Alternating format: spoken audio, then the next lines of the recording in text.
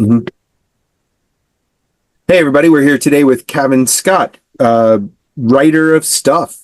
He writes comics, he writes novels, he writes screenplays. Probably one of the more prolific people we've had on, I think. In terms of as far as you work for DC, Marvel, writing, you're writing your own things. stuff now. Mhm. Brian was really looking at The shared universe fiction that you do. Yeah. Yeah, well, I think writer of stuff is what I should just have on my business card now. Yeah, so right. It's pretty much, I will write anything. You know, Right. we'll write for food. isn't that what you basically do? You write for food, right? And yeah, exactly. So I write for my daughters to spend money. That's why I write. That's what I work for the same reason. Yeah, we all work. Yeah, it's strange, isn't it? Strange. Yes, it is. Mm-hmm. So you might be our first international interview. No, he is. All right. International. That not the first English person, by the way. Right. But the first person who is presently in England talking to us. Because we just talked to help me out here. Nah, forget it. We'll edit that out. Because I can't remember his name now. But we did talk to another English writer who lives in New York now. But Dan Waters. Dan Waters, thank you. Dan Waters, right? Okay. Yeah. See, I didn't even know he lived in New York now. Yeah. I mean, I wonder why he wasn't in the pub. But, you know, Empty seat every time you go in there. Yes, he's he's up in Queens now. Yeah, he's right. Okay. Yeah, we had him on about 2 weeks ago. Right. And you're in Bristol? Bristol in the southwest of England. Yeah. Very nice. Mm. Yeah. Now, just for my own edification, how close is Bristol to London? Is it south of Kent, or is it? No, it's to the west. So it's about an hour and a half on the train to get into London. But we have a really nice little comics and writing community around here. So we've Rob Williams, who people might know from Suicide Squad. He's been doing Metalheads recently at Image. He lives just down the road. Rachel Stott, who I've done lots of artwork with over the years. She is literally about 3 miles away. So Bristol's a real comics hub in a lot of ways, but we only ever see each other at San Diego. I mean, that's the way it works. You know, we never see each other at home. We have a comics curry every Christmas, and then we always go, we should do this more often. And the next time we email each other, it's Christmas. Yeah, and but it's just it's really good. It's a really creative town. City, cool. and so there's lots of authors here, lots of artists, lots of writers. So it's a good place to be. Yeah, there's something actually similar in the United States on the other side of the continent from where we are, up in Portland, Oregon. There's like a sort of community of comic creators who all sort of live around each other. You've got Brian Michael Bendis, and you've got Mark Waid and a few other people who sort of all occupy the Portland area. And Brian Michael Bendis has said in interviews that they kind of have to make dinner dates, or they would all just be inside with a bottle of water and a PlayStation all the time and never going out. Yeah, that sounds very similar. Very similar. Yeah. So let's talk about Let's talk about this first. Okay, we'll start with this. So let's start with this. This is yours, right? This is creator owns, creator. Yep. It's a fantastic start. Oh, thank you. Very enjoyable. It hit stands last week, so if you haven't picked it up yet, go and pick it up and demand that your comic store has it. It's being published by Volt Comics, and I could explain it, but I will let you explain about how the mafia guy ends up in hell and Sure. So Godfather of Hell is a story of Dario, who's been an enforcer for the local mob for a long time. He's very good at his job, which means he's very deadly at his job. But he crosses swords with the mob boss, who used to be his father-in-law, but actually that's all moved on now. He's always been a part of the family, but he does something wrong, and there's nothing the boss can do other than order a hit on him. So Dario falls foul of his boss and ends up in hell because he's done a lot of bad things. But as soon as he arrives in hell, he pretty much realizes that it's one big racket. And if there's one thing he knows, it's rackets. Yep. So he becomes employed by a prince of hell to go out and get those souls that have been sold to the devil, but now the people don't want to pay up. So he's like a collection agent. Yeah, exactly. He's sort of Hell's debt collector. He hasn't met the big boss yet, right? Sorry, say again. He hasn't met the big boss yet. No. I mean, again, it's literally is. You know, there is a Godfather of Hell who already exists, and he fell a long time ago. And so it's interesting because obviously the first issue has all the setup, as you imagine. Yeah. I'm not sure it's going to go places that people are expecting it. It's one of those books where I'd suggest you read it and you look at the things that are happening because they might mean something different in a couple of issue time. How many issues do you have planned? It's 4 issues. It's 4 issues run on this one. And they're all like 34 pages issues. So it's equivalent of like a 6-issue mini in traditional sense. But yeah, Pius Bach on art, he is just phenomenal. He got it immediately. I mean, when I first talking to him, I was like, you know, it's neon hell, it's neon horror, and he just gets it. You know, it's like, you know, again, I said I referenced things like Drive, the movie Drive, but just imagine if that was crossed with Dante's Inferno, and so that was where the starting point, and he absolutely nails the art for a lead character who's very taciturn, who doesn't say a lot. You know, he's very much keeps his cards to his chest, which is how he survives on the streets, now how he survives in the underworld. Right, the strong silent type, etc. Yeah, exactly. Yeah, it's good. It was really good. The first issue was thank you. Definitely worth the read. So yeah, I get the sense that you've written horror before, and I get the sense you're a horror fan. The first name Dario, is that a little tip of the hat to Argento? Maybe. So I've got another book at the minute from Magma called Night of the Slashers, which is exactly what it sounds like. It's a love letter to slasher movies of the 80s and 90s.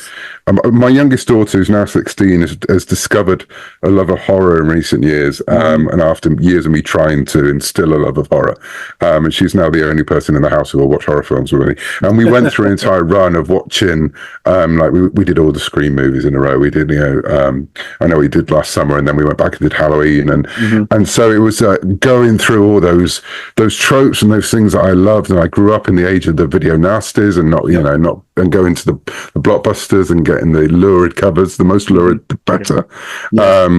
And so I just thought I want to write a proper slasher that ticks all these boxes, and so that's what I've done with Night of the Slashers, working with artist Paul Fry, and that one is packed. I think every name in it is an Easter egg to some movie or another, and really obscure movies that I'm never expecting anyone else to get, but it's making me chuckle that they're there. And so but no, I definitely class myself as a horror fan and a horror writer first and foremost, who has ended up doing lots of stuff for kids, but that's actually the horror and kids stuff. It really goes well together. It's you play a lot of the same rules, and most kids love horror anyway. So all my creator-owned stuff now. I think Godfather of Hell is like my 6th creator-owned book. It's all been horror all the way through. Well, that's good. And how is it working with Magma Comics? We actually recently interviewed the guys from the Pedestrian, Joey Esposito, Brian Van Gorman, and we actually have Sean Van Gorman, and we have the guys who run Magma scheduled. We have just right. Yeah, I mean, it's great. I mean, it was like getting the gang back together. So Dunton and Bobby, I worked with them when I first started working at IDW, and they were the ones who got me in on the Star Wars Adventures kids book there, and that started loads of stuff. So I've been ever since Dunton left, because Dunton and I worked together on a lot of Star Wars. We did the Tales from Vader's Castle series and things like that. And it was when he left IDW, and he was sort of like had all these experiments of getting the company together and putting it in different ways. We kept saying we've got to work together. And when sort of the current incarnation of Magma, when it really settled down, he came back to me and said, "Right, what have you got?" And it was just the time I was in that period of watching all those horror movies with my daughter, and so I pitched Night of the Slashers. And so it is great. Yeah, I mean, we're working with Bobby, who's now going back to IDW. So comics, I mean, you never stay still for 2 months. No, everyone's jumping around. But yeah, it's been great to sort of connect to that scene, because it is mainly IDW alumni who make up that. They have some really interesting stuff coming out right now. Yeah. I mean, the books are great, and Dunton is very much like he's very much the publisher. Bobby's very much on the the ground floor, helping us get the books together. To working with some story. But yeah, I love working with those guys. And as I said, I knew I had to find something else to do with Denton, because we had such a great time working together at IDW that I knew we had to do something. Right. It sounds like a lot of times it's not only about the book you're writing, it's about the people you're working with, and you're just getting back with old friends. And yeah, I mean, that's exactly what that book is, and that's why. I mean, it is probably a bit more traditional than some of the other stuff I've done, because it's that thing of it was us all riffing on the movies that we loved, and it was like us wanting to do a proper, as I say, love letter. It's I mean, hopefully there is some stuff in there. It's a story about a group of kids, obviously, who end up on a broken down school bus, obviously, in a town which on the surface looks wonderful. No one really knows where it is. It's not really on the map. It's in the middle of a wood, and they're desperately trying to get them out as soon as possible before night falls. They don't know why, but they find out as soon as the sun goes down, because in this town, Hill Creek, well, it becomes Kill Creek at night, because everyone in the town becomes a slasher. And all their slasher bodies and slasher forms are based on who they are in the day. So, like, the police chief becomes, a blind justice. He's got a sort of massive skin for a face, and he talks through his dog. You've got the florist who kills people with flowers. So it was us trying to work out every crazy slasher we could think of. Yeah. The kind of thing that when you used to go into Blockbuster, you saw. Who is it going to be this week? It's a teacher. Okay, it's a doctor. It's a nurse. It's a subway man. It's so we were just going, well, we're going to chuck it all into the same book. And so it's been a challenge because there's a lot of characters, but we've had some great fun with it. And Robert Hack's done some great sort of like retro movie covers for it and things like that. So yeah, it's a very different book to Godfather of Hell, but that's why I love comics. The fact you can have two books out, both horror, both perfect for Halloween, but very different setups, and very different feels. Yeah. I know what you're going to look for right now. I'm going to be shopping. You just sold Brian on that title, because that's there you go. That is what he likes. Yeah. I'm an old school B horror movie, and like big. There's lots of gnarly deaths. There's horny teenagers. It doesn't go well. It's just the ticking the boxes. It was exactly. I mean, it makes it sound like it's a really sort of like. Hopefully it's got something new, but it absolutely wanted it to have all those things in there. We wanted the archetypes. We wanted to have those moments, and and hopefully, and it adds something. You always want to add something, but I wanted it to be a book that's just a good time for Fangoria readers. Like me growing up and just poring over those magazines. I mean, literally, I got my latest issue of the latest Fangoria arrived today, and I know that's what I'll be doing as soon as we're off this call. And so it's for the people who love that stuff, and whose happy place is Elm Street. Right. So your perfect lead in, what got you into comics? You said you've been probably reading Fangoria for most of your life. What got you into comics? When did you start reading comics, and when did you know you wanted that to be your profession? I always read comics. The British comic scene was very different to the American comic scene. I mean, there was a crossover, and that crossover was Marvel UK, which we can get onto in a minute. But when I was growing up, we had sort of weekly humor comics that were like 20-odd pages long. They were single pages or double page, recurring sitcom type characters. And it's crazy. Some of them, I mean, when I was growing up, there was like, the newsstand was full of them. There was Nutty, Dandy, Buster, Wizard and Chips, all these names I can just reel off my head with all these manic characters. That industry sort of died in the 90s, and there's one left called the Beano, which has been going for like 80 years. And I ended up writing for, which was a great pleasure, because that's the point when my kids were reading it, and it was exactly the same as it was in the 70s. Less, other than the fact we have a character in there called Dennis the Menace, who's different to the US Dennis the Menace. They were created in the same week, and they were published in the same week, so neither could have been able to sue each other, because there was no way in the 50s anyone could have found out about the other one. That's right. Our Dennis the Menace is more of a menace than the one I see in the States is a bit of a tyke. This one, I mean, he was largely a lout. He was largely a bully. They had to tone him down a bit in the 90s because there was a lot of things there, and he used to end every issue by getting thrashed by his dad with a slipper. And that was good old 70s childhood humor. So much so that when they got rid of that, they made the cop in the town called PC Slipper, so he'd still be running from the slipper every week. But anyway, so that was the big thing. So we all had our own. I was a Wizard and Chips and a Beano reader and something called Nutty. My friends were like Dandy readers. We always used to bring them in and swap them over and read these characters. And it was such a big part of like 70s culture over here, and it was very much linked into it was all humor, it was all sort of a little bit Carry On but for kids, and all that kind of stuff. And then that will get you into the newsagents every week. And then really what happened was Marvel UK. Because Marvel UK dominated the market. I didn't know what DC was. I didn't even know Batman and Superman were comic characters. Really? I thought they were just the films or the TV show. But Marvel, they started putting out these weekly comics. There was Star Wars Weekly, which was how I was introduced to Star Wars. Transformers was massive over here. It was like the biggest selling magazine at one point. It was like, what they did with Transformers is they broke up the Marvel run because they needed weekly. And what they used to do is break it down to halves and put backup strips and stuff. But with Transformers, it was so popular, they basically had to fill in stories in between the issues. And so things like character Marvel Death's Head, that's a character from one of those fill-in issues, so it was huge. And we had like Machine Man as the backup. They always had these weird backups. So like Star Wars had Star-Lord. Spider-Man was always linked up into whatever toy was going on at the time. So it would be like Spider-Man and Zoids. It was crazy. So it went the other way. And then the big one was when Secret Wars hit. And so they did it as a weekly comic, Secret Wars Weekly. They ran the comic through, as you'd expect. Did you get it the same time as us or after? You got it much after us? Just after, I would think. It was probably around the time Secret Wars 2 was coming out, because it ran straight into Secret Wars 2. They had Alpha Flight in the back. So there's an entire generation of comic fans over there. Alpha Flight is really important, I sort of knew who Alpha Flight was before the Avengers, even though they were in Secret Wars. I'd never read an Avengers issue, but I'd read the whole run of Alpha Flight.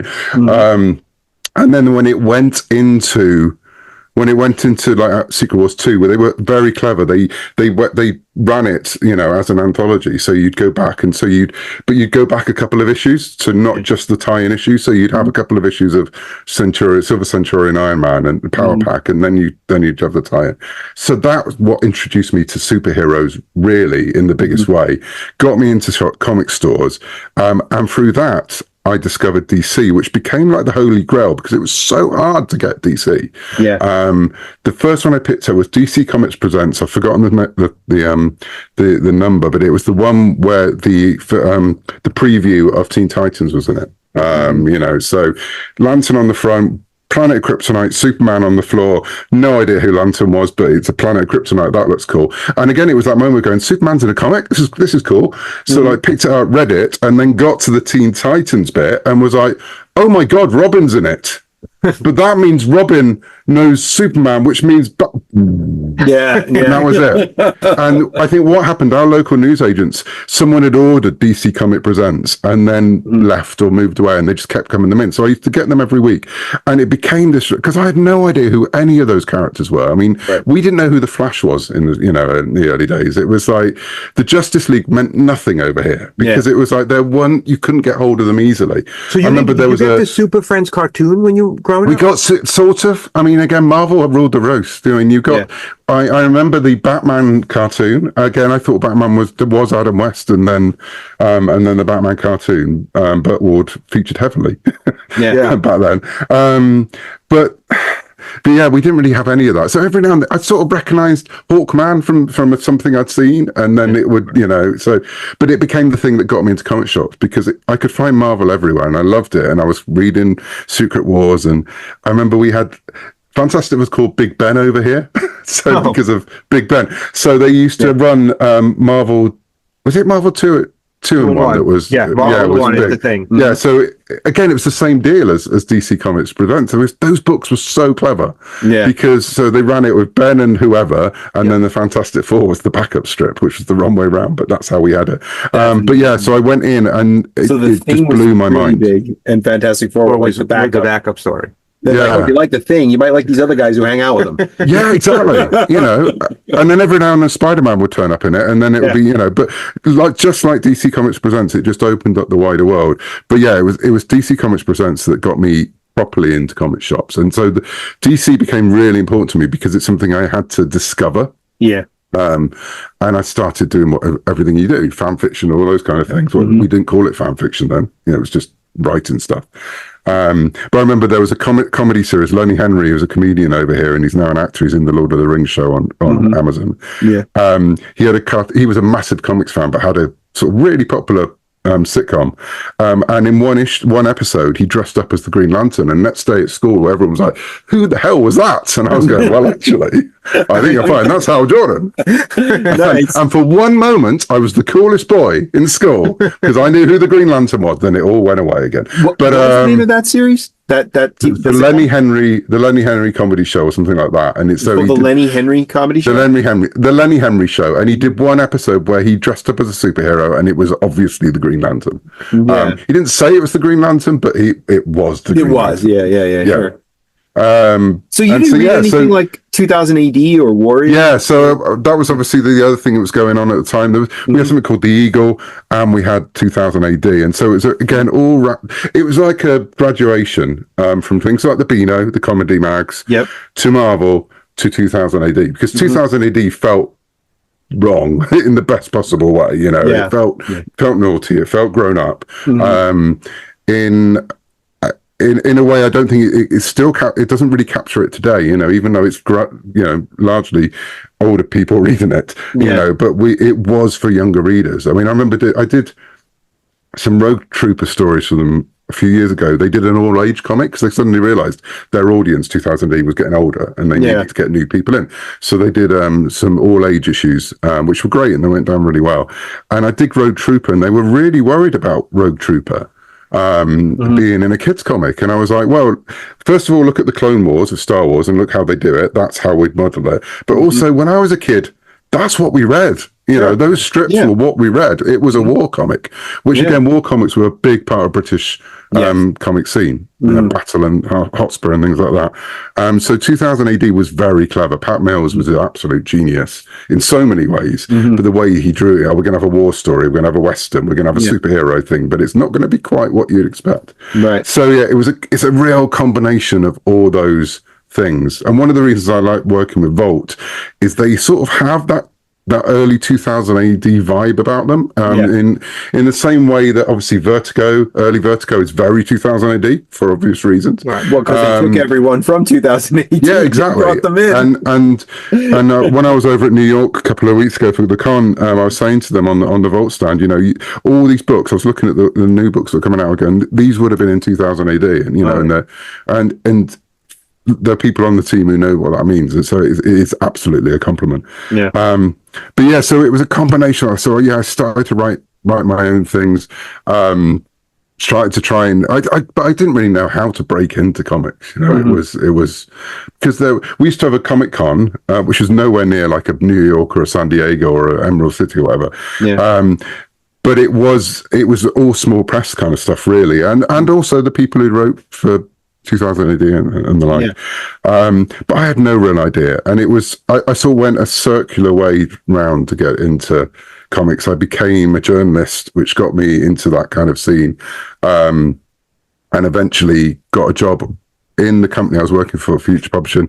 They needed someone to write a Power Rangers strip really quickly because they had a Fox Kids magazine and something had gone wrong. So I saw that as my chance to go, yep, I can do this. And they were like, we need it tomorrow. I was like, yep, I could definitely do that. No idea how I'm going to do this, but I went home that night, like, not being a Power Rangers fan at all in any way, sort of like early days of being able to find clips on the internet on YouTube, and came up with a story, and it sort of grew from there. I mean, it's that traditional way of going, you start doing the Power Rangers, and you start doing Sonic, and you start doing all those sort of like IP tie-ins in a way that I don't understand now these days, where people are going to get that way in, because now Sonic's being done by Jason Aaron. It's like Transformers is being done by the guy who created the Walking Dead. Right. It's a really interesting time because those were always the properties you cut your teeth on. Where's the entry? And that's not to say that work is like lesser. It's just it was the way to get in. Well, if you ever read the history of how that Marvel Transformers run came about, the guy who wrote it, his name escapes me at the moment. Simon. Was it Simon? Yeah. Simon. He didn't want to do it. No. When he first got the job. No. He was like, no, I don't want to do it. And Jim Shooter basically said, no, you're doing it. So then he came up with Optimus Prime and Megatron. Oh, sorry. I thought you meant the UK one. Yeah. So the American one. Yeah. Yeah. The way it started here was the guy was like, I don't want to do this. I don't want to do a toy tie-in.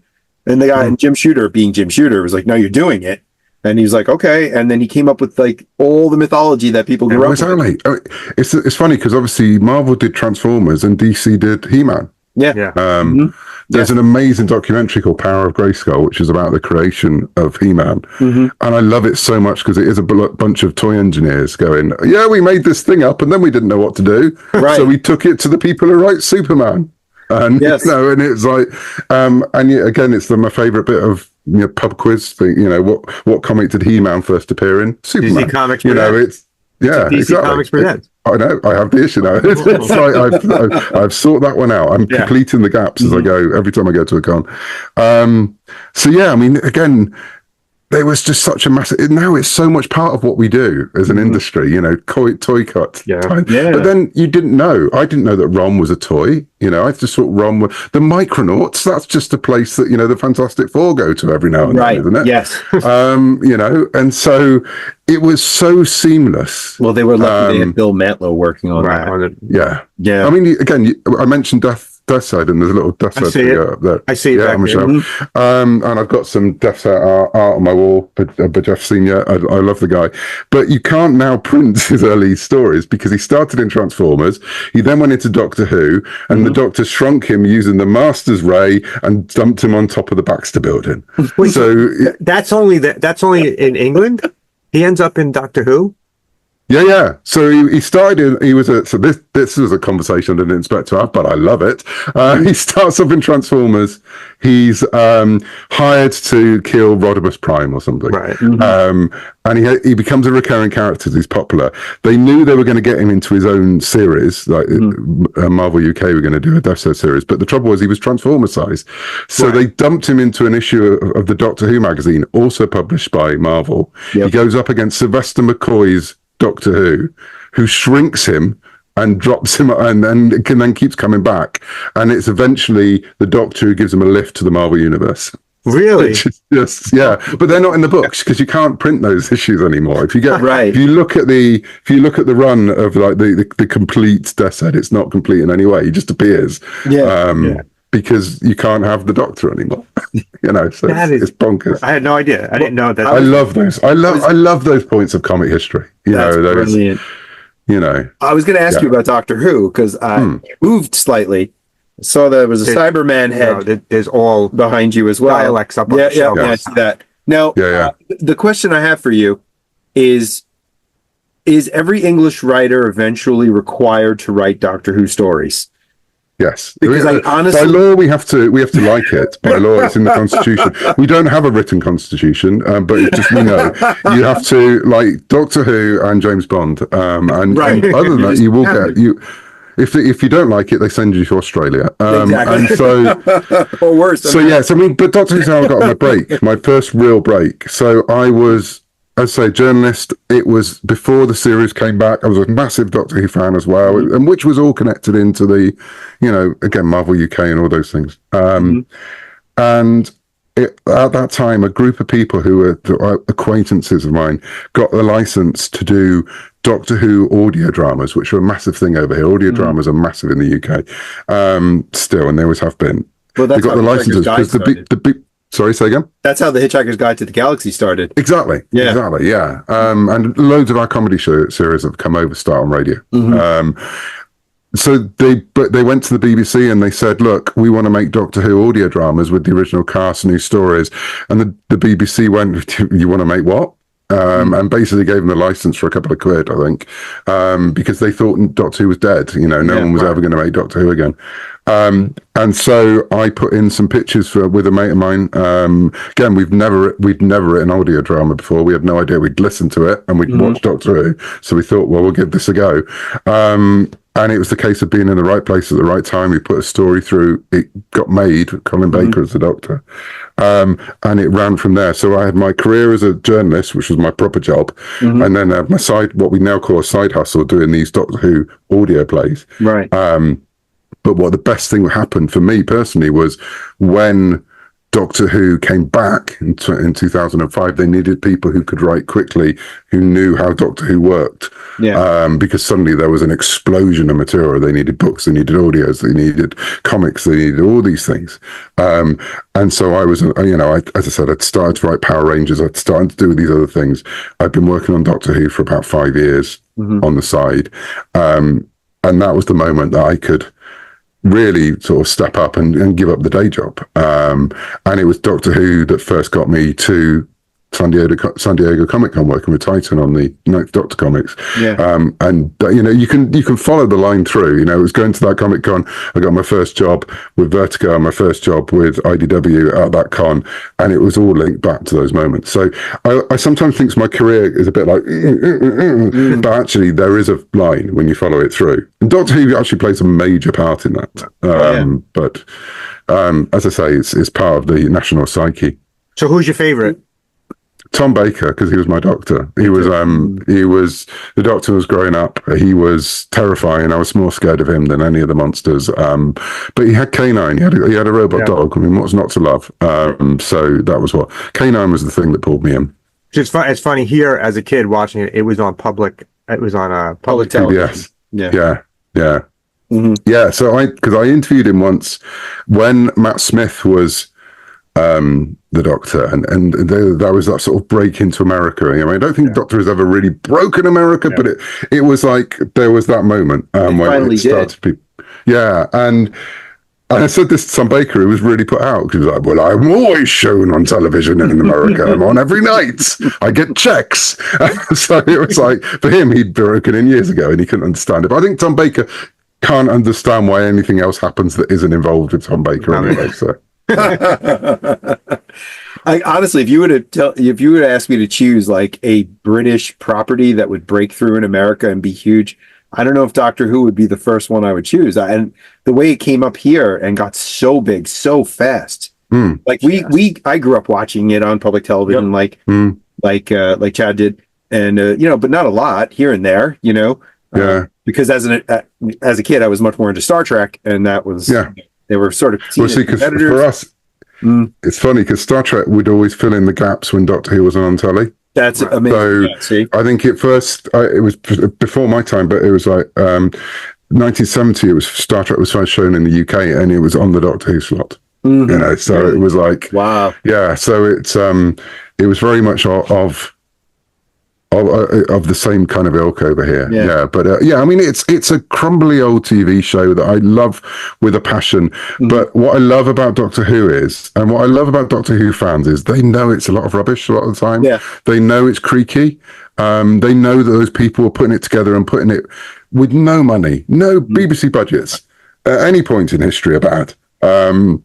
Back then they were non-existent, and it was put together by the producer was a lesbian, the first director was an Indian, and they were like, this is not going to last 5 weeks, and we're now we're on 62 years or something, with some gaps in between. Sure. But again, it was all part of that. Fandoms are really interesting and fascinating to me in so many ways, and I love them, and I get far too involved in analysing them. But because of that era when, for people who don't know, Doctor Who ran to 1989 and it was cancelled. There was a flirtation with a TV movie that Universal did in 96. But from that period, from 89 through to 2005, fans kept it going. Fans became the people who wrote the novels, who did the audio dramas, who did the comics for the magazine. I mean, Doctor Who magazine carried on going through 16 years of there not being Doctor Who, but it could continue because there were books, there were all these things that kept it going. And it was a time that allowed people like me to get a foot in. It's almost like that show died for a bit, so an entire band, a generation of creators can come in and learn how to do the job. And I think that happens every time a show goes through that. I mean, let's face it happened with Star Wars as well. There was the wilderness years of nothing. And then what usually happens is the wilderness years are filled with comics and books and continuity, and then a new show or film series will come back in and rewrite all that continuity, and fans will get very angry. Because they've invested all those years, but for very good reasons studios go, but we need Chewbacca. Right. It can't be under a moon. Yeah. You know, we can't have all this really obscure stuff about the Doctor being born in a loom, because people don't understand that. They just want a time traveler, and so Right, exactly. And again, I think you mentioned Star Trek. I think that's the series that actually fandom copes with things better than any other fandom I know, because Star Trek continuity is constantly being rewritten in the sort of expanded universe, and people just go, yeah, okay, cool, and now we've got Picard, you know. Right. But I remember I used to read the DC comics adaptations of runs runs of Star Trek, and the ones with Gordon and Art, they were brilliant. The series before that, though, between Star Trek 3 and 4, is genius, because they give them the Excelsior, they get Spock back, they have all these things, and then they get to the point where they go, oh god, we've got to put them all back. And so there's, and they've got the Galaxy class Excalibur, Excelsior. So they have to then do this convoluted thing that gets them back onto Vulcan. Right. And Spock's memory goes again. Right. But everyone just loved it because of that, Yeah. Or it's just overwritten. Everyone goes, yeah, okay, cool. That's the thing that exists. Just like Star Wars fans, right? Oh, exactly like him. Yeah, I think I come to canon and continuity because of things like Doctor Who, where there is no canon and continuity. There can't be. It's ridiculous. And part of the fun is working out how things match up and fit. And one of the jobs I did was write a big history on history of the Daleks as if they were a real species. Right.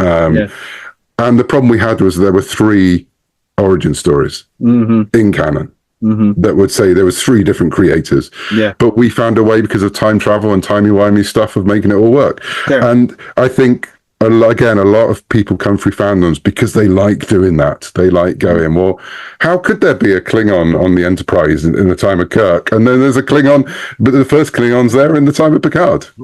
You know what's really great is if you go online and you read the newly revised history of the Klingons, they have bent themselves over backwards to try to make everything fit, and it sort of works, kind of. But that's why you need it. You need it to sort of work. And there's a bit of a wink. I forget who did it. Somebody actually made a YouTube video outlining the entire history of the Klingon race. I'm gonna have to watch that, because that's I get so geeky about that stuff. Right. Like, why do they have flatheads here, but they have ridges here, but then in Discovery they have these dinosaur-looking heads, and it's great. It's just fantastic. Yeah, I love that stuff too. Now, you said before that when we're done, you're going to read your Fangora. I can't wait to go upstairs and tell my daughters. My daughters are 24 and 22 now. We've been watching Doctor Who together since 2005. Right.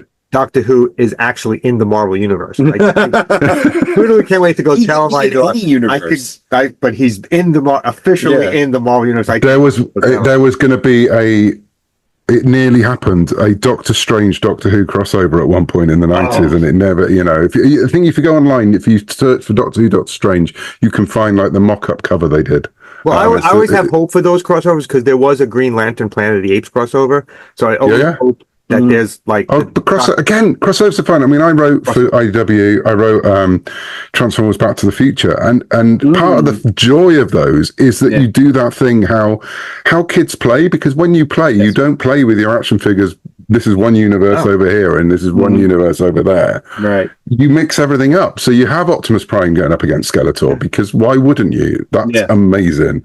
And so when I got the gig doing Transformers Back to the Future, I mean, there were rules and there was things I could do and couldn't do, but largely it was like, well, it's not really taking place in any continuity, so make it fun. I mean, that was that was the instruction with that book, was make it fun, and it was, because again, that's how people play, and people get so wound up about canon continuity because they care and because they invest in it, and all the reasons that we're fans.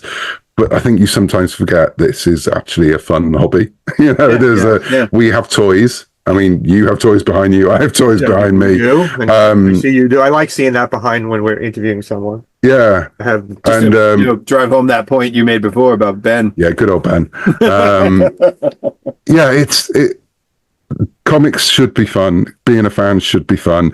I can see, and I know, and I've got angry at things in the past, but there are moments when I just go, can't we just go back to playing? Yeah.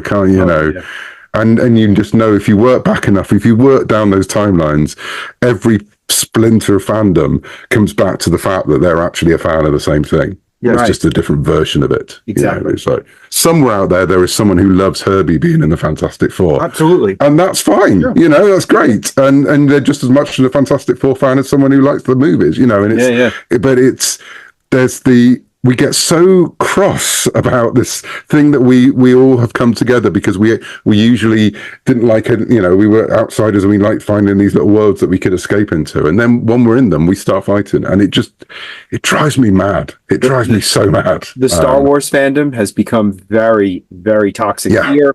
I don't know what it's like in England, but here it's online at least. It is absolutely brutal. I mean, they basically killed the second season of The Acolyte. So, I've just stepped back from... I loved... When we launched the High Republic, so people don't know, I was involved in this project called the High Republic, still going, we finish it off next year. Right. It launched in the middle of the pandemic. The comics, right? Yeah, so it's been comics, novels, audios, toys. It's one of those things that we keep people saying, well, it's not successful. And you go, yeah, that's right. That's why there's 26 novels. Right. In a row. That's why they keep printing more of them. It's like, but again, we launched it in the middle of the pandemic. It was great for that because it brought loads of people together. It also brought a lot of anger from people who didn't like it being a thing. But at that point, I was like, well, I'm going to be out there. I'm going to be, there were so many people discovering this at a time when people needed things to take their mind off the fact the world was on pause. And we did our first Star Wars celebration afterwards, and like 4,000 people turned up to hear the panel, and it's like, that's a book and comics panel. That's ridiculous. But it was because people latched onto this. There was a lot of noise, and there has always been a lot of noise in Star Wars fandom, and it got amplified like mad, especially over the last couple of years. But I have stepped back now because it's just, there's only so much energy you can give it. And I think it's a shame that people do feel they have to step back. But again, it's a mental health issue half the time. You just can't keep fighting those battles, and seeing the same things. And so we shouldn't at all. Everyone should do it in their own way. Yeah, I know. But I mean, I would say it's in every fandom. It's just, I think at the minute it's particularly amplified in Star Wars. Yes. Well, for it was comic books for a while too. Yeah, exactly. We have a problem here. Again, 2 girls now, 18, 16. Their comics are the MCU. They that's all they pretty much. I mean, I still think it's mad that my daughters know who Moon Knight is, but it's. But it was so hard to get them into the comics because for them they didn't need it because they had the MCU. But again, then when they started to delve into it, and they find all this noise about it, and they just go back and watch the films again. It's like, and you look at it very differently after you are reading the comics and you become a comic book fan. You look at the films very differently. Yeah, it's a different experience now. It's very different. Yeah, I just look back and think, God, and I know it's always been the same. You only have to look back at Michael Keaton's the reaction to Michael Keaton as Batman to know there are always fans who aren't happy. But people forget that now, though, how unhappy people were when he. I know. They forget how much they hated the idea of him being Batman. But also, can you go back to 1989 and tell those people that in a few years, in a few decades, you're going to have entire cinematic universes. You're going to have, a Marvel park in Disneyland. It's like, imagine.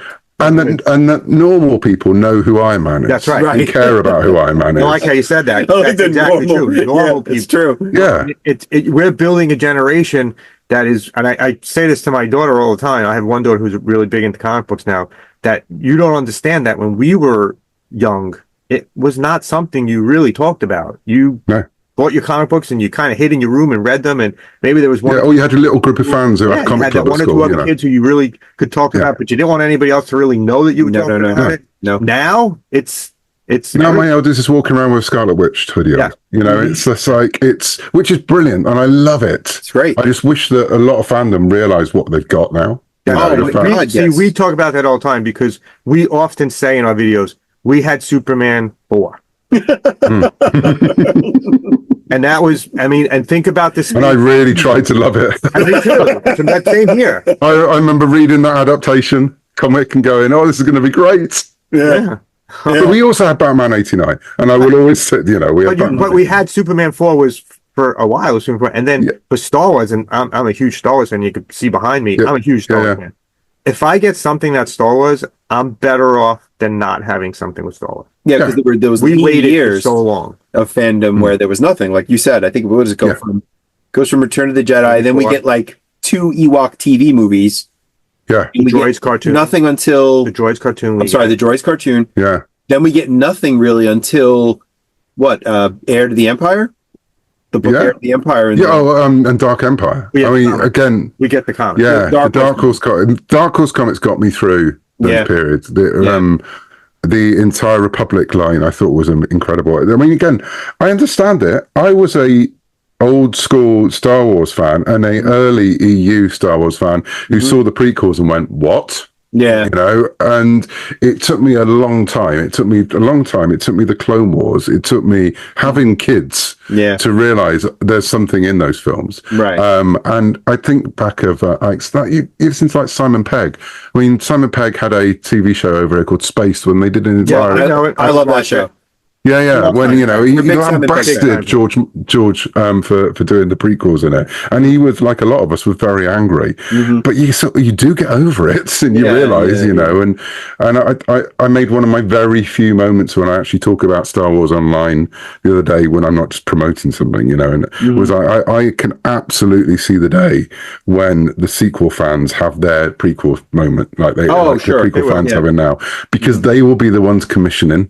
And that's what we've seen over the last few years. You've got now executives who grew up on Anakin and Obi-Wan. And there's a reason why that era is so popular now. Right. And that's a reason why there is so much prequel material out there now. And there's so much love. It's why those actors could walk into Celebration and get, it's why there's been, even Jar Jar has been welcomed back into the bosom of the community. Yeah.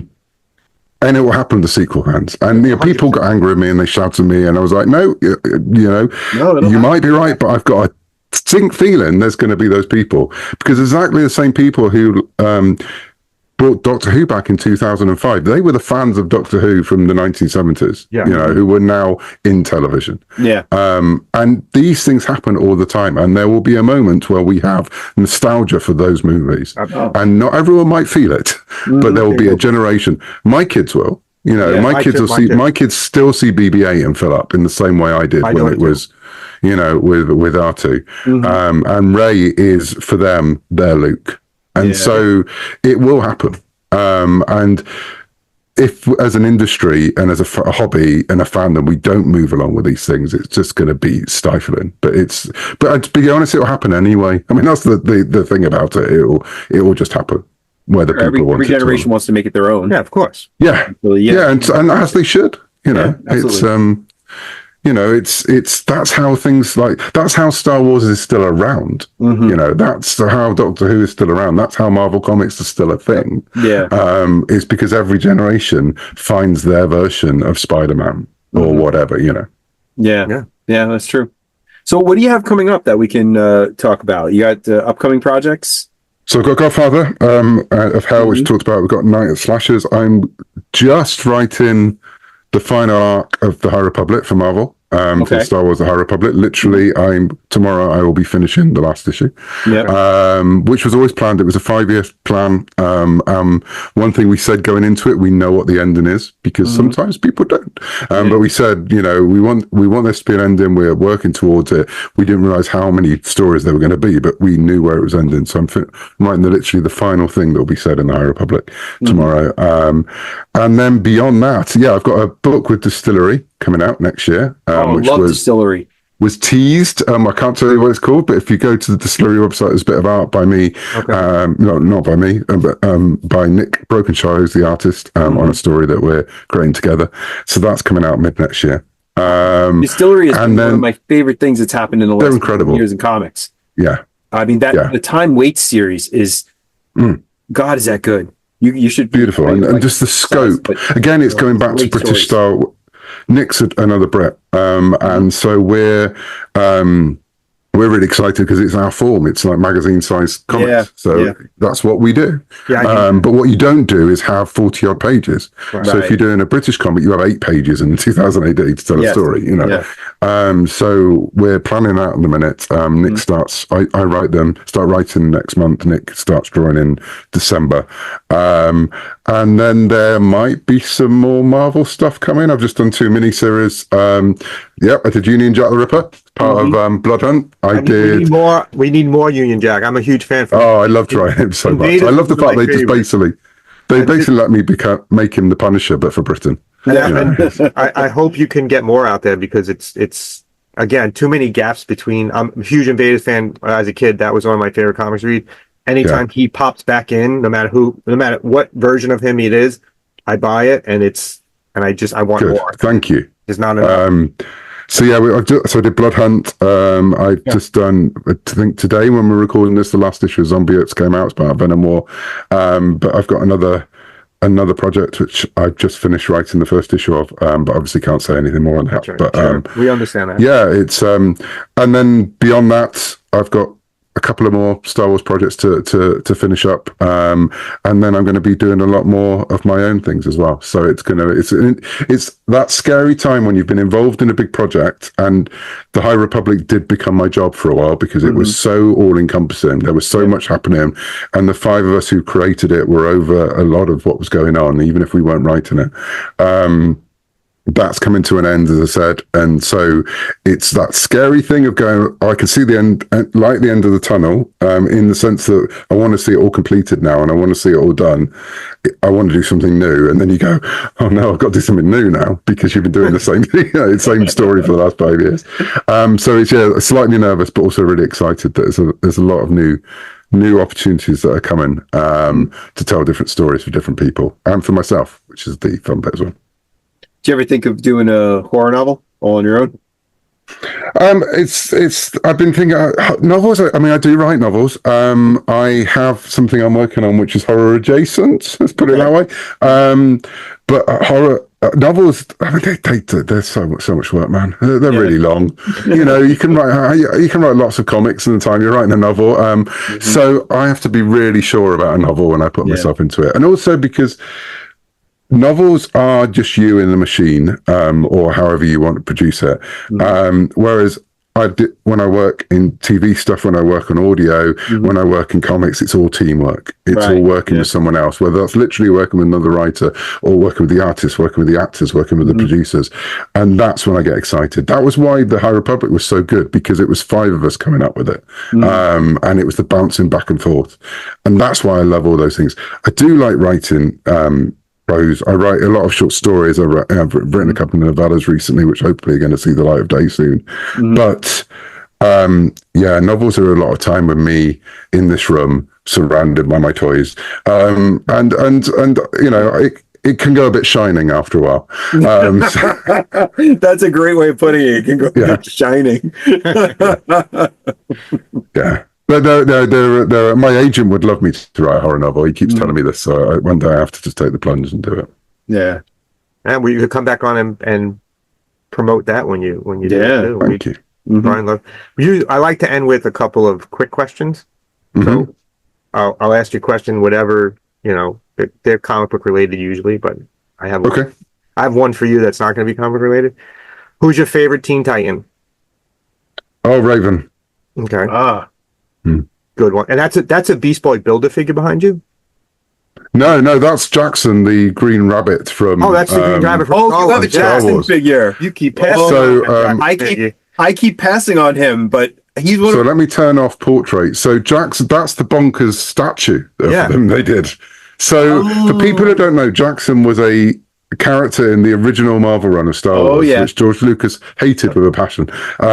But it was the first bit of Star Wars media I ever read, because I read the comic before I saw the first. I saw Empire first, but so I read the comic before, and Jackson was in it. I met Jackson before I met Luke Skywalker, and so I was really upset when he wasn't in Empire Strikes Back. Well, why wouldn't you? And then you get to and people go, well, you wouldn't have a rabbit. You get to Return of the Jedi as a fish. in charge of a fleet.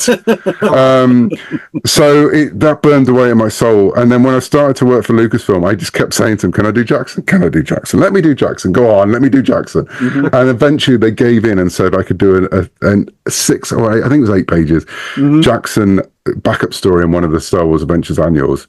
And I think they largely did it to shut me up. And they put the press release out on 1st of April, so everyone thought it was a joke. You know, it went out, and it literally, this is no lie, the next convention we had loads of people come up with it to want it to be signed, and suddenly they realized, oh, people like the Green Rabbit. And so we then did another annual the following year, and we did another annual the following year. Then I made him a part of the team on the Vader's Castle series. I've written him in prose in The Empire Strikes Back. I put him in The Empire Strikes Back. They let me do that.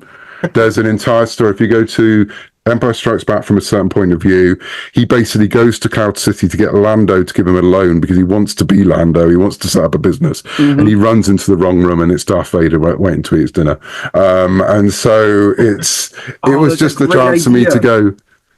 Sorry, say again? That's a great idea. I love that. Well, you know, it was just that way. And there's a bit in there when I get to say, people, you know, he gets to say to Lando, it's like, people don't take me seriously because of the ears, but there is a fish who's the admiral of the rebel fleet. You know, that guy over there's a big spider just because I got buck teeth. And so, we had Mike Mignola do a Jackson cover a couple of years ago. Mike Mignola drew Jackson. Yeah. This is insane to me. We have action figures. We have, you know, there was a t-shirt at the last celebration. We have a statue that costs hundreds of dollars. Yeah. Jackson is a thing. And that's why I love fandom. And that's why I love those little moments of fandom that are really important to someone out there. Yeah. That storyline you're talking about is called 8 from Aduba 3. Yeah. And it was Howard Chaykin did the art, I believe. Yeah. I forget who wrote it, but that was one of my favorite comic book stories when I was a kid. And Howard Chaykin now. Longest time. I couldn't bring it up to Howard Chaykin. Yeah. We interviewed Howard Chaykin, and I couldn't even mention it because I heard he can't. He would stand it. He turns full attack dog when you bring up Star Wars. But I really did want to talk about it because it really was one of my favorite stories. I've loved Jackson since I was a little kid. Yeah, I mean, I can't believe again they've let me. He has run away with himself. I mean, there may be more Jackson stuff. You never know. And he's got like backstory now that never existed because it was like. People have, it's absolutely because people responded to it. It was an 8-page story in a backup. Someone said to me the other day, you do realize you've written more Jackson than anyone else on the planet. I was like, I'm not sure that's, difficult, but that's amazing. But it's the fact that, we can, a couple of years' time, we could have a Jackson omnibus because there's now not that many Jackson stories out there. Jackson series on Disney Plus. Come on. There you go. Oh, I've pitched it. I've pitched and then especially when Star Trek did Lower Decks, I was like, look, that's your Jackson series. Yeah. That's the crap, the crap smuggler whose ship keeps breaking down and, and those kind of things. So, I've been pitching Jackson. I mean, we did a kids show called, in the pandemic, Jedi Temple Challenge, which was like a game show for kids. Yeah. I wrote all the little stories that were in that. There was like an observation round. We got Jackson into one of those and we completely owned the wrong time frame. Amazing. But, it was one of his ancestors. And then I had to write a story to explain why one of his ancestors was in that story because of Star Wars. And you have to do these things.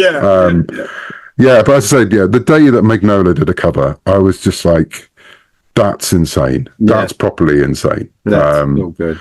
Yeah, and he was on the Dark Horse bag this year at San Diego, the Mignola Jackson. He was like, when they were giving away the bags, there he was. That's great. And it was like, again, that's fandom. That's, you find, never, ever think that thing I love in whatever I love is stupid. Right. Because it may be stupid, but if you love it for a reason, and someone else will as well. Well, you're setting up my last question.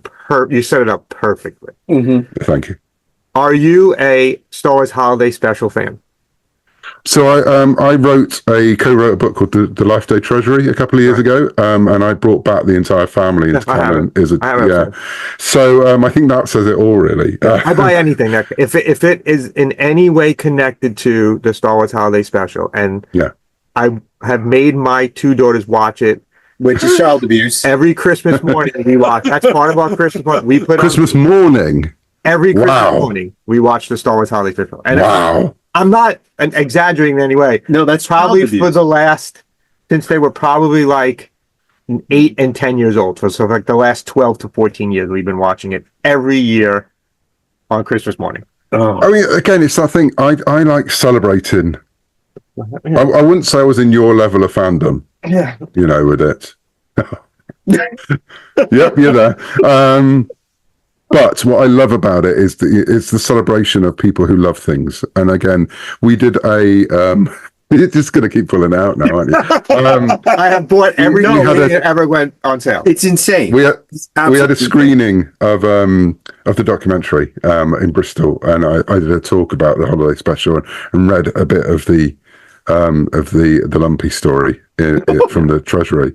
And again, the love in that room for there was a lot of people there who couldn't quite believe what they were seeing, but there was also people, because it's that thing that it's the kind of thing you read in magazine Starlog and you see a black and white blurry picture of it, you go, I have to find out what this is. Right. And then when you see it, you can't quite believe what you're seeing. But again, but for that, it was, and if you think back to that time, and I know you're about the same age as we are, you got Star Wars, and then the next thing you get is the Star Wars holiday special. So as a kid, I saw Star Wars, and I was sold. Life stopped. Yeah, well, we never had it in the UK, so I had to. So you didn't get it. So I watched it. No.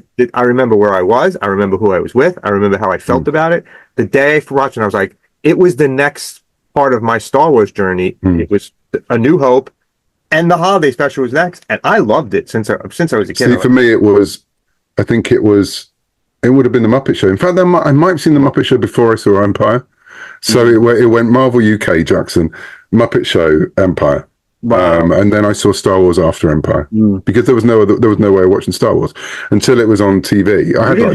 It wasn't in the movie theaters? I was just a little bit too young and nervous to go and watch it as a kid. Right. So I would have been 4, and I was a very nervous child who couldn't. It was because I couldn't really work out the difference between reality and what I was seeing. And so my imagination would go too far. So again, Doctor Who, absolutely terrified the pants off me all the time. I watched it because of K9. And so my mum and dad were really, really, really dubious about Star Wars because they'd seen Chewbacca, and they thought that alone would be enough to send me running. Really? So the comic was the way I got into it. And I think my gran gave me an Obi-Wan Kenobi figure for Christmas one year. And I was like, oh, good, it's an old man. Great. Thanks, Grandma. But since you're in England, don't they say, oh, here's your Alec Guinness doll? Like, don't they? Like, yes, exactly. Here's your Ealing comedy legend doll. It was... Yeah, so it was a bit of a weird way to get there. But I just knew what Star Wars was, But yeah, we didn't have the holiday special. I think it was... It's funny you say about being worried about going to Star Wars, because Brian went to see Alien in the movie when he was 5 years old. I want to be very clear about this. My parents encouraged my love of science fiction to a huge extent when I was a kid. So any science fiction movie that came out, they would take me to. Including Alien. I saw Star Wars in 77, and then when Alien came out in 79, I think my parents didn't kind of catch that it was rated R. Which they just thought it was another Star Wars thing. 18 by you, right? It's called like rated 18 or something. Yeah. And so R, they didn't know, and they took me to see Alien in 1979 when it came out. So I was 6. I was 6. Yeah. So see, I had parents who weren't science fiction fans. I handled it in stride. I was fine. Your parents weren't science fiction fans? No, my parents were completely, to the point that they don't really know where I get it from. I do know where I get it from. I get it from my grandma. My grandma was she watched Doctor Who since 1963, and so she loved TV in general, but she loved things like Doctor Who. So I used to go round on Saturday nights when it was on at 5:30 and sit with her and be scared, because I was nervous. I was scared. The Hulk terrified me. The TV show, again, I didn't know it was a comic. And yeah, she would sit there and say it was all right. And so she was the person who absolutely would give me a pound to go and buy a comic. She was the one who really bred this in me. Yeah. And so because of that, it was not really the kind of thing that my parents would take me to. So they would see it as this kind of like, I think it would have been Grandma who would give me Star Wars Weekly, So it was... it was something that it wasn't part of the house. I sort of discovered it, which is great because it became my thing. Yeah. That's great. I had an uncle, the same thing. I had an uncle who was a huge sci-fi fan, and he first introduced me to Planet of the Apes, and then took me to see Star Wars, took me to see Superman, gave me comic books, and he was the big. My grandmother, on the other hand, which is funny because you say your grandmother. My grandmother, you would go up and you would watch Doctor Who. My grandma, I would sit with. She was the first person to introduce me to wrestling, and I would sit and watch wrestling with my grandmother. Well, there you go. Yeah, but I think that's why again it's those moments are so important, and so so they make us the fans we are now. Oh, absolutely. And so is that the Haunted Mansion ghost back there too? Which one? Yeah, I've got to be honest, all of this it's just like I have to go. Where is it? And because I know when on the other side when we do interviews, people do the same thing to me behind me, like you're looking to see what you can see and. So there's the ghost there because this is the Lego haunted house, which has nothing to do with the mansion, but it's the. But you have it back behind Death's Head. You have. So I've got the ghost there. I mean, it's just it's like the inside of my mind. It's like if you go further down there, there's exactly what that is behind me. It's the inside of my mind. Yeah, exactly. And the fact you can have Spock by Dalek and by Jackson next to a power lifter with He-Man and Obi-Wan just hanging out underneath. And then my favorite figure, which is whenever I get notes on a story, I always look at Riker and go. I know how you feel. Well, I know how you feel. The facepalm Riker. That's fantastic. Do you have any appearances coming up? That not this year. So I've just done New York, but I've got the next few months free. I don't know what next year is going to bring yet. Okay. Celebrations in Japan for Star Wars. I'm not sure I'm going to make it over to there, but I'm San Diego. I go to every year. New York, I'm in most years. You get invited to every celebration because of your connection. No, you get especially when they're moving it to like Japan. So sometimes I mean I've been invited to a couple of them. Been to the last couple I've been at, but I can't see Japan happening. Especially I think actually because again it'll be around the end of the High Republic, so I don't know. So it'd be like there'll be the next again the next thing. This is the exciting stuff of all this stuff. There's going to be something after, so it's going to be.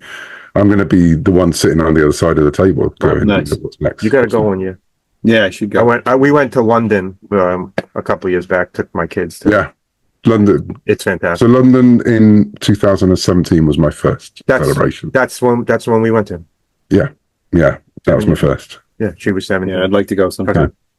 Yeah, they are good. Do you know what? When we talk about Star Wars fandom, and we talked about the negative side of Star Wars fandom. Yeah. So Star Wars Celebration is a true celebration, you realize how much people love it. Yeah, and everyone. No one is there to cause to attack someone because why would they? They've spent all that time, money to get there and just be involved in it. And again, thousands upon thousands. I don't actually usually like conventions that are sort of a monoculture because it can get tribal and all those things. Celebration isn't like it. I mean, it might exist and I've never seen it, but it's a good word for it. It's a proper celebration of being a fan, and that's what I think I love about it. It's not just a celebration of Star Wars. It's a celebration of the lifestyle of Star Wars. So yes, I will recommend anyone to go to Celebration if they are a Star Wars fan. It's amazing. That sounds great. That really does. I'd like to go see it. Yeah. Well, listen, thank you so much for being on with us. Thank you. I really appreciate it. This is just what we do, and as fans, we get together and we talk about all this stuff. That's how we like to do these interviews. We don't kind of the point of what we do here. That's why we do this. Yeah, to talk to people who like the same thing, and then you find out things you didn't realize. A person's been writing something, and he's a fan of this too. Yeah. Well, again, and please, reach out to us via email if you like. If there's anything else you want to come on and promote, or whatever you'd like to do. Yeah. Anytime. Yeah, well, to be fair, it's just a chance to. I mean, I will talk about all this stuff till I'm blue in the face because it's just that's what we like. I mean, we haven't probably talked about too much about what I'm doing, but actually, what I do is what we've been talking about. What we've been talking about, it's like that's my life, and I love it. Same on our side. Fantastic. Thank you so much. Thank you again, and thank you. Have fun with your Fangoria. Enjoy your Fangoria. Well, I will do. And we will chat again. Take care. Take care then. Bye bye. Bye bye.